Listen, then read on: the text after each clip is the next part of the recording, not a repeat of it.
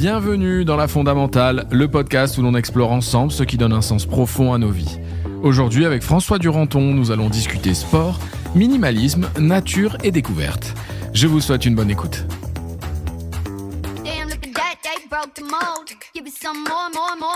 On m'a pas dit les questions, il n'y a pas de questions. Si, je vais les poser. Ouais, mais je veux pas que tu refais. Ouais, d'accord, à l'intuition. Okay, tu me réponds comme tu le sens. Ok. Je sens qu'avec toi, on va bien se marrer.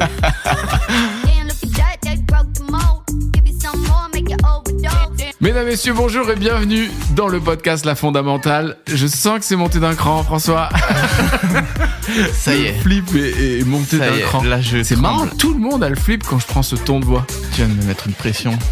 Aïe, tout va bien. Ça me fait très plaisir, ça nous fait très plaisir de vous retrouver pour cet épisode où j'ai le plaisir de recevoir un invité qui s'appelle François. François, comment ça va ? 2 fois. François 2 fois. François. C'est pas François. Eh ben écoute, moi ça me fait bien plaisir d'être là, mon Seb là. C'est vrai. Ouais, ça fait. Ça fait longtemps qu'on s'est pas vu. Ben ça fait un bail, effectivement. Pour tout vous dire, avec François, on se connaît depuis un moment. Et François, moi je l'ai connu dans le cadre de mon activité de coach vocal. Je suis musicien, ouais. Et je suis devenu, musicien et un peu chanteur. En tout cas, sur ta fiche de poste, j'ai envie de le dire comme ça, même si c'est très mal dit. Toi, t'es coach sportif.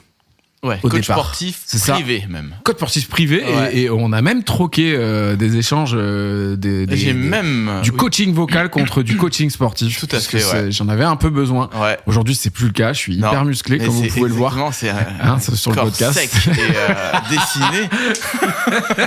Je veux dire, dessiné. Ouais, l'élève a dépassé le maître de loin. D'ailleurs, j'ai acheté ton calendrier, monsieur Janvier.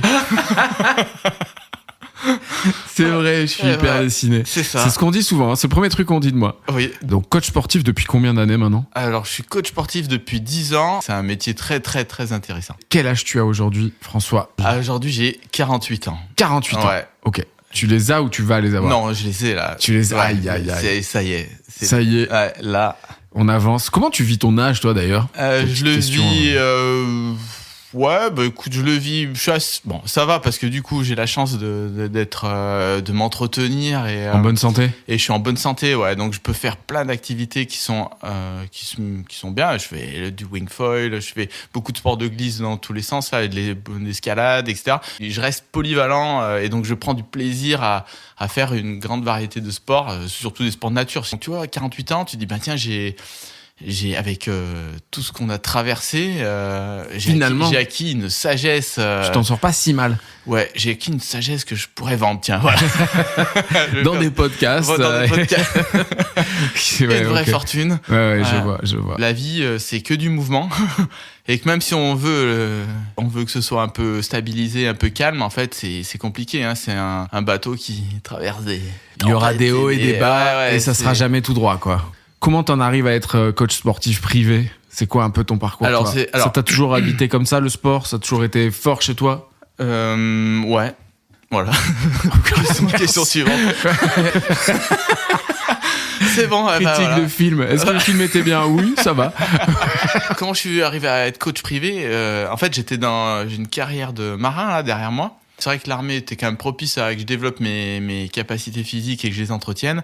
J'ai eu la chance d'animer, d'encadrer des séances de sport là pour l'armée, et donc j'ai passé mes diplômes de plongée. Donc j'ai commencé à faire de l'enseignement dans la plongée sous-marine, plus le sport, plus j'étais en parallèle prof de roller. Ah donc, ouais, excellent. J'ai fait des marathons roller, un roller de vitesse là. Puis j'avais une passion pour l'enseignement. À l'époque, j'enseignais bénévolement dans des assos là. Oui, donc t'étais déjà dans la transmission, toi. Oui, ouais, moi je suis un grand pédagogue, moi. Ok.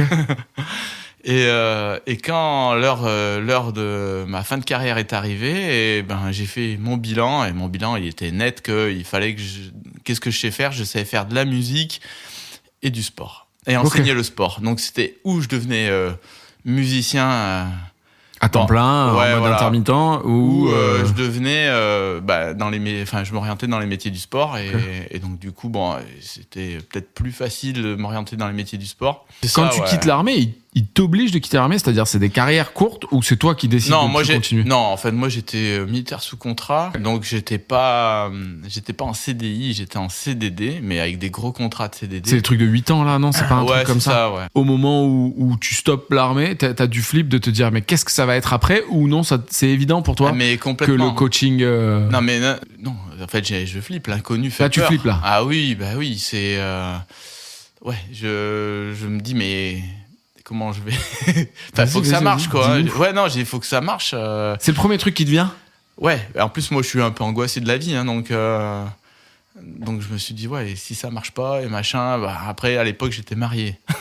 Donc c'était plus simple pour que ça marche pas, c'est ça, tu veux dire? Non, mais j'ai dit, bon, s'il y a un cas de coup dur, on va se serrer les coudes. Marié sous la communauté, tout va bien. Je prendrai dans son compte. Voilà. Okay. Et t'avais peur de quoi? Que ton projet d'entreprise marche pas? Non, parce qu'à l'époque, j'avais basé finalement sur des fantasmes. Quand je te dis, je veux des dreadlocks, c'est mes émotions de l'époque, si tu veux, qui me renvoyait à ça, c'est-à-dire des dreadlocks au bord de la rivière. Mais oui, mais quelle rivière? C'était le rêve de ma situation de l'époque. Tu vois, un mec qui est étouffé dans une hiérarchie lourde, etc. Et en fait, je rêvais que de liberté, plus de contraintes, rendre compte à personne, que je me lève le matin avec le soleil, les oiseaux, la nature, l'eau qui coule. Mon rêve, il était là. Mais après, quand je me suis retrouvé en situation j'avais pas de rivière, j'avais pas de kayak, j'avais pas de dread. Parce que... C'est vrai, et là actuellement tu n'en as pas, on peut le voir sur la photo que je mettrai en miniature du podcast. T'as pas énorme de dread. Non, c'est pas ce qui caractérise le plus. Ouais. T'as cette envie qui est très forte de liberté, mais tu le dis, elle est liée aussi à ton ancien taf qui a fait grandir ça en toi. C'est ça. C'est-à-dire que c'était tellement rigide. Pardon, mais tu vois ce que je veux dire, sans critique. Encore moins sur l'armée, qu'on se prenne pas. Toi, tu prends des risques. Ouais, toi, tu vas avoir des problèmes. Donc, le truc, c'est que. Du monde. On verra à la sortie du podcast. Donc, le truc, c'est que. Tu me déçois beaucoup. Ça, quand on. Très belle imitation. C'était le parrain. C'est ça. Bravo. Comment tu refais le lien entre le réel et ton rêve? Et ça marche comment? En fait, c'est l'entourage qui te dit non, mais là tu rêves. Non, c'est que je trouve une marche. La marche pour passer d'un extrême à l'autre était vraiment grande. Donc je trouve une marche. J'avais fait l'école interarmée des sports à Fontainebleau. Moi, j'avais lié connaissance avec des collègues qui passaient le même diplôme que moi. Là. Et il y en a un il me dit, je viens de me lancer dans le coaching sportif. Il me dit, c'est vraiment intéressant, c'est assez rentable. Du coup, ça a fait son chemin et je me suis dit, mais c'est vrai que moi, j'ai une grosse expérience de sportif, autant dans le haut niveau que dans l'initiation. Je m'adapte et je comprends énormément de public. Du coup, j'ai dit, peut-être que oui, je peux accompagner des gens en tête à tête. Mais je me voyais pas, tu vois, aller chez les gens, chez eux, rentrer dans leur intimité. Ah oui, je vois. Pas à la maison, quoi, pas à domicile. Faire du sport, je me dis, c'est pas une salle de sport, c'est quand même leur maison, c'est avec leur vie et tout. Et donc, vu que j'étais très orienté sport de pleine nature, j'ai commencé à lancer du coaching, mais dans la nature.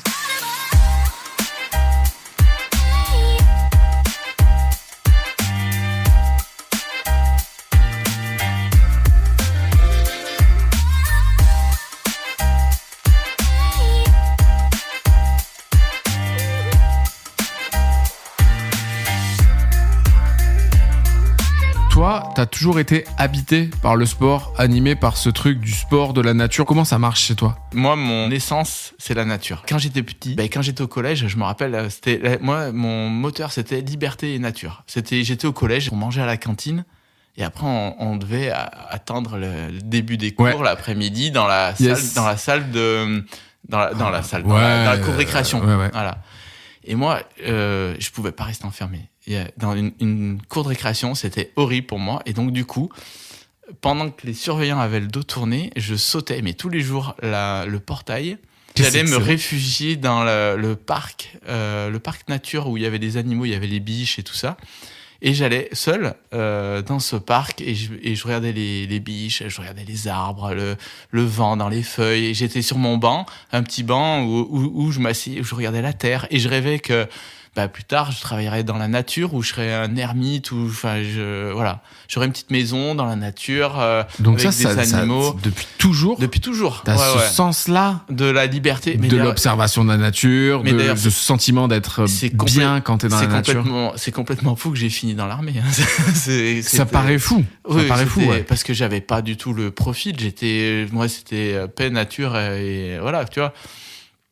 Et je sais pas ce qui s'est passé à un moment donné. Enfin, si, je le sais, mais je suis rentré dans l'armée parce qu'en fait, à l'époque, j'habitais Saint-Étienne et je voulais vivre au bord de la mer. Fallait que tu partes. Et fallait que je parte. Je voulais vivre au bord de la mer. Quand tu connais rien et ce qui t'attendait, c'était l'usine.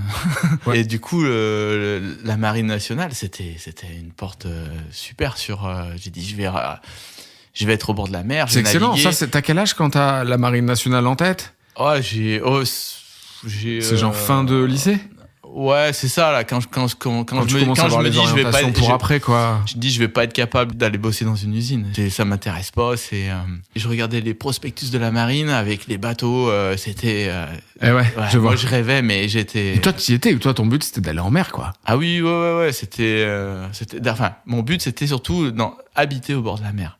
Et là, j'arrive à Brest. Je me rappelle, c'était le premier jour, j'arrive à Brest. J'intègre donc l'école de Mestras.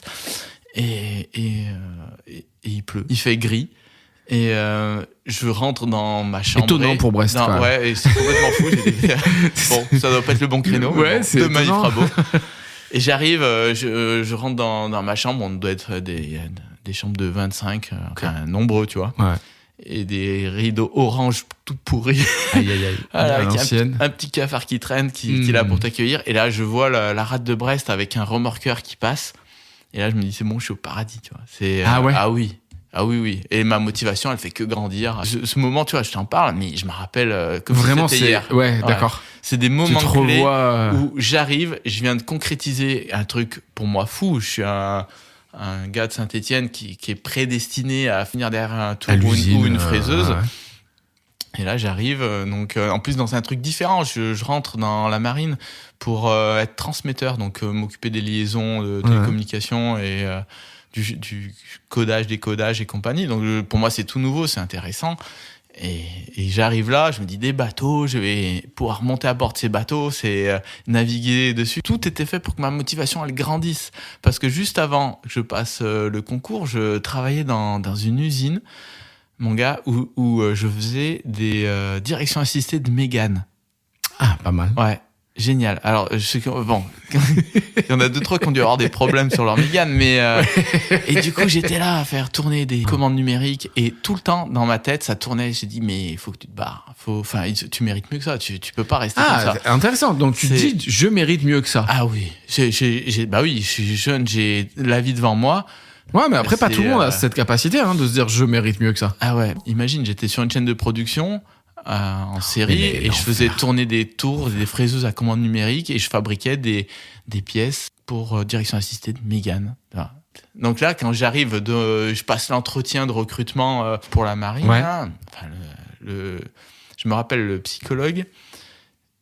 Il m'a dit au niveau des résultats du concours, bon, ça va, mais c'est pas des étincelles. Okay. C'est un concours quand même, donc mais ça va. Et il me dit, mais par contre, vu votre motivation, je vais vraiment appuyer votre dossier. Ah ouais, il a senti que t'étais comme un fou, quoi. Ah ouais. Toi, t'arrivais à le verbaliser à l'époque, tu leur disais vraiment, tu leur disais, mais moi, c'est la marine, il faut que ça se faisait naturellement, parce que... Ouais, tu dégageais ça, quoi. Tu rayonnes le truc du style, mais enfin... Tu me payes pas, j'y vais quand même, quoi. Ouais, je vois. Genre, même, laissez-moi monter sur le bateau. Ouais, c'est clair. En fait, c'est des phases de vie, mais je les regrette pas. Elles ont été essentielles pour ma construction, mon avenir et là où j'en suis aujourd'hui.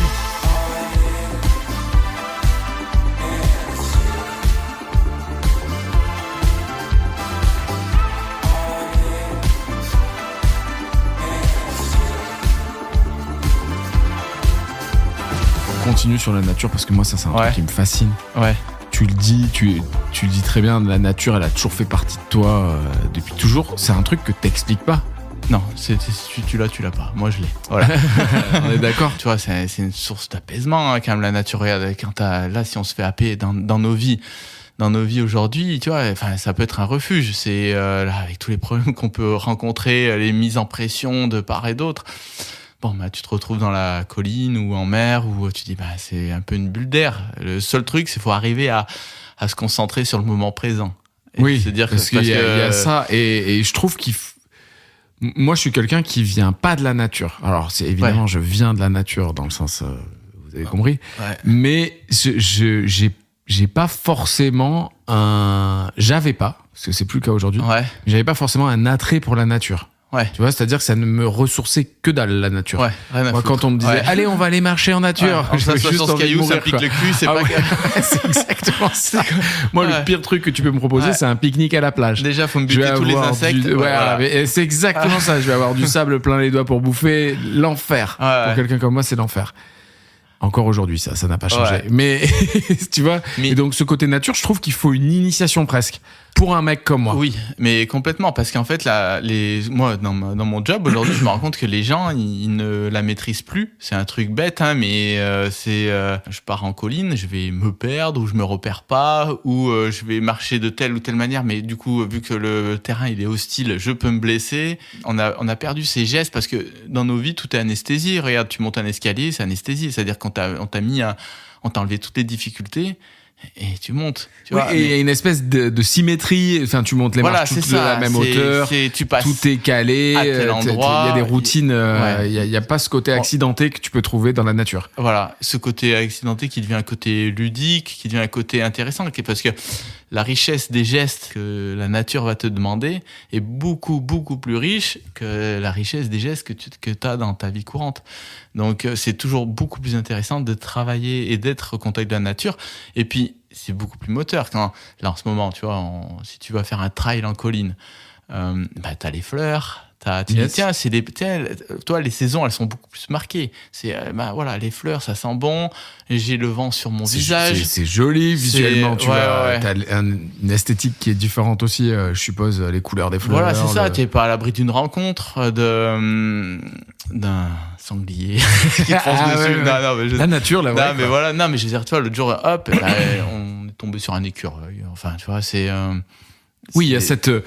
Dans la nature, il y a ce côté spontané, il y a ce côté surprenant. Voilà. Il y a ce côté et puis la vraie vie. Est-ce qu'on peut dire que c'est la vraie vie, la nature ?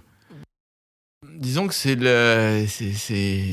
quand tu parlais de fondamental, là, c'est un des fondamentaux de la vie, hein. C'est la base, ça part de là, quoi. Oui.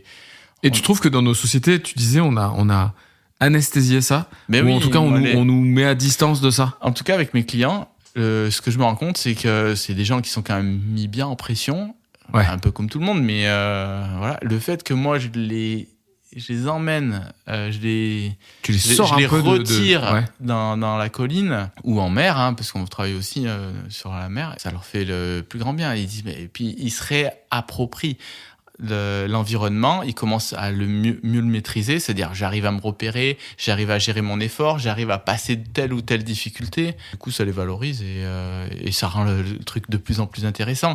Alors, si tu prends une salle de sport lambda avec des machines qui sont guidées, parce que même toi, les machines sont guidées, elles te font...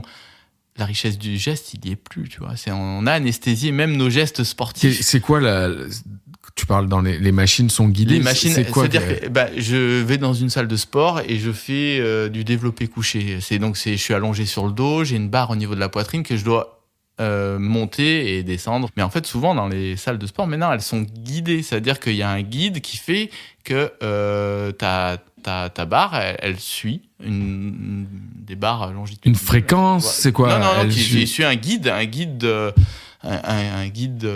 mouvement, un rail. Il n'y a plus de surprise presque. Non, il n'y a plus de surprise, mais surtout, c'est que ça enlève de la richesse du geste, ce pourquoi le corps il est fait. On a anesthésié nos gestes sportifs. En fait, on a un catalogue de gestes moteurs. Comment tu es adroit dans la vie, comment tu te déplaces, comment tu bouges, Et en fait, nos vies aujourd'hui, on a perdu ça, quoi. Voilà, on va se déplacer, on va courir sur du goudron, tout plat. On va faire du vélo elliptique. Ton geste, ce mouvement, c'est toujours le même. Ton articulation, elle va elle va glisser toujours au même endroit. Oui, donc dès que tu vas lui demander Alors autre chose à ton articulation, elle risque de péter rapidos. C'est quoi? Non, pas à ce non, moment-là. mais On sent que je suis bon en anatomie. Ouais. T'as senti que j'ai fait médecine ou Ouais, quoi? nickel. Pourtant, Waouh. t'as pris des cours avec moi. Ah, là. bah, évidemment. T'as rien retenu, c'est ça? Ah, si, j'ai retenu qu'il fallait lancer le ballon droit. C'est ça. Non, mais je veux dire, en fait, une articulation, pour qu'elle reste en bonne santé, il faut que toute sa surface soit glissée, soit sollicitée. Et pareil pour le tendon, et pareil pour le muscle. Il faut que ton muscle, il ait tous les types de contractions possibles pour qu'il reste en bonne santé. Plutôt que toujours le même, sinon il devient pauvre. Ouais. Voilà. Ok. Et le but, c'est d'avoir un corps riche. Et donc, le corps le plus riche, c'est en travaillant dans l'environnement naturel, la vraie vie. Tu sais, ça me fait penser à ces régimes. Je sais pas pourquoi je fais le lien avec le régime paléo. Ça existe, ça? Ouais. Où tu manges que les trucs que t'as chassés, en gros, Ouais. que tu pourrais chasser. Ouais. Ça me fait penser à ça.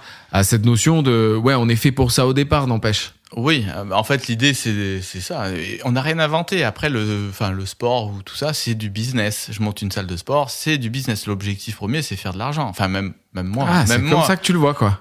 Ah, c'est intéressant. Oui.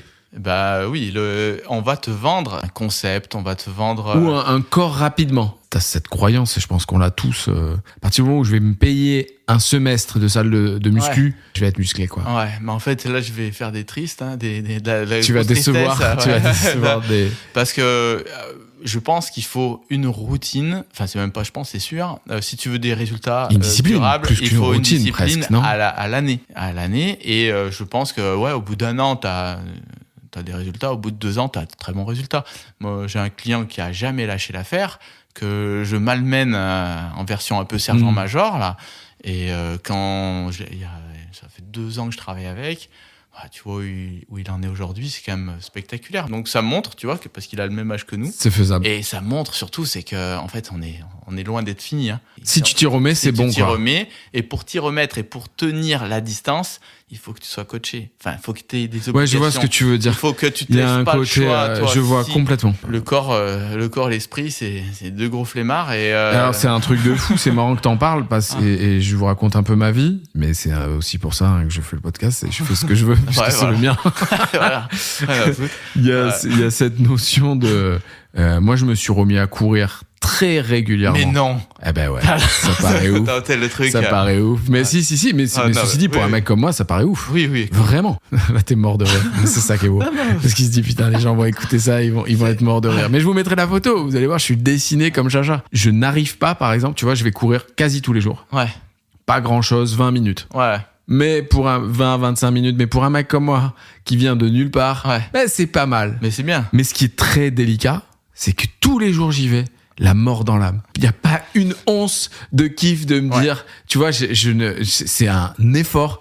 Je descends les escaliers, je me vois descendre en me disant, ah putain, j'ai envie de mourir, d'aller courir là encore, là j'ai pas envie.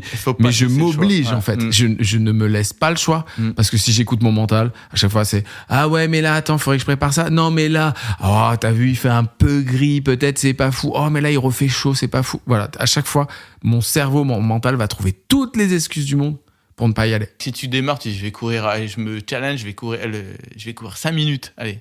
Partons, on est fou, on part 5 minutes. Bah tiens, j'ai fait 5 minutes et puis je suis content. Tiens, je suis content de l'avoir fait. Vas-y, je me challenge, je vais faire un quart d'heure et puis. Et il vaut mieux faire ça en fait. C'est-à-dire y aller dans la progression. Ah ouais. Partir par tranche de 5 minutes, mais le faire régulièrement. Oui, parce que plutôt que de faire 1 heure taquée. C'est moins douloureux. C'est moins douloureux de faire un petit peu que faire beaucoup. C'est moins douloureux, donc tu y retournes plus facilement. Et si tu y retournes plus facilement, ton volume d'entraînement il va augmenter. Enfin, ta fréquence d'entraînement va augmenter, du coup les bénéfices vont augmenter. Plus ton corps il va s'y habituer et ça va devenir plus agréable, même pendant l'effort. Le cercle vertueux il se met en place. Tu crois que ça un jour tu t'y mets ou non? C'est toujours de la discipline à vie? Non, c'est de la discipline à vie.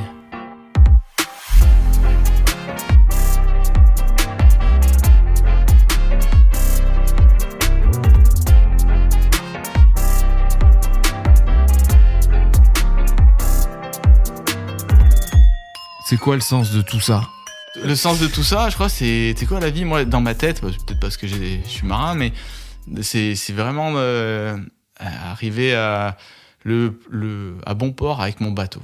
Tu vois, la vie, c'est un bateau. Il y a dans la vie, à un moment donné, t'embarques des gens à bord. Ça va bien, ils t'aident. Et puis des fois, ils te font des trous dans la coque.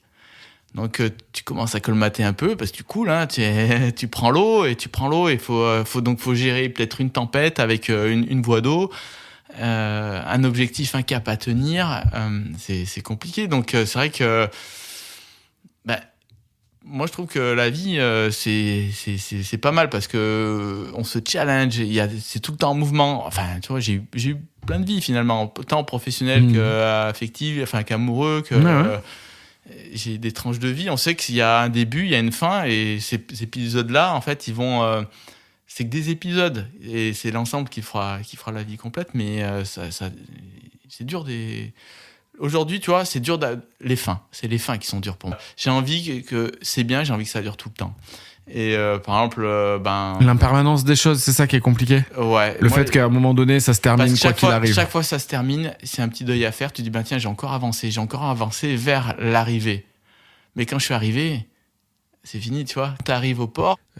L'arrivée, ça serait quoi? Tu fais dans ta métaphore. C'est la mort? Malheureusement, c'est pas gai. Les deux qui la mort qui tue. C'est un bon week-end. Ouais, la mort qui tue, tout va bien. Non, mais voilà, après, c'est vrai que ça serait ça pour toi, l'arrivée?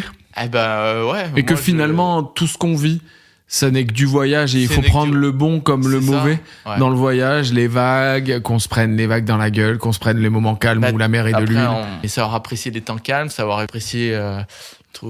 savoir gérer les tempêtes. Et quand tu le dis, ça me fait penser, tu sais, souvent je dis ça à ma fille, la tristesse n'est pas infinie quand elle a les moments compliqués. De lui dire, quoi qu'il arrive, t'inquiète, ça va bouger. Ouais, par contre, ça, c'est une règle vraie, c'est que la roue, elle tourne. Dans tous les cas, ça passe. Ça passe.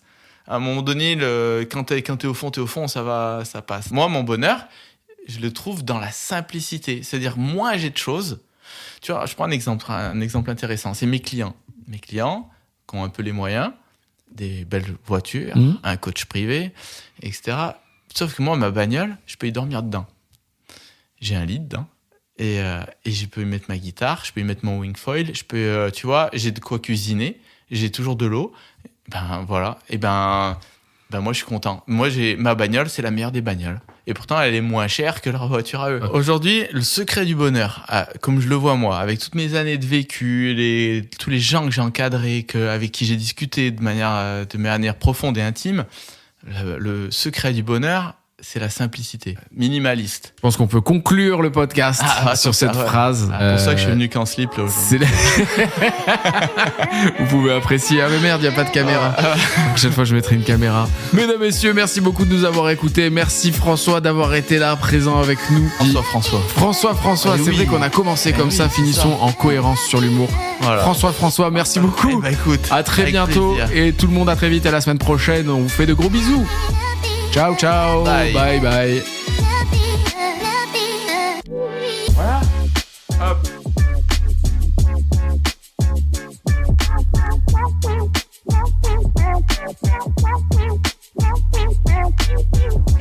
Merci d'avoir écouté La Fondamentale. J'espère que cet épisode vous a inspiré, qu'il vous a offert de nouvelles réflexions sur le sens de votre vie. N'oubliez pas, chacun de nous a une fondamentale unique à apporter à la grande symphonie de l'existence. Si vous avez aimé cet épisode, les classiques, abonnez-vous, laissez-nous un commentaire et partagez-le avec vos proches. Un petit 5 étoiles est aussi le bienvenu pour nourrir l'algorithme. Je serai ravi d'avoir vos retours et vos propres visions sur la vie. En attendant le prochain épisode, prenez soin de vous et continuez à chercher ce qui vous anime. À très bientôt pour faire résonner la fondamentale.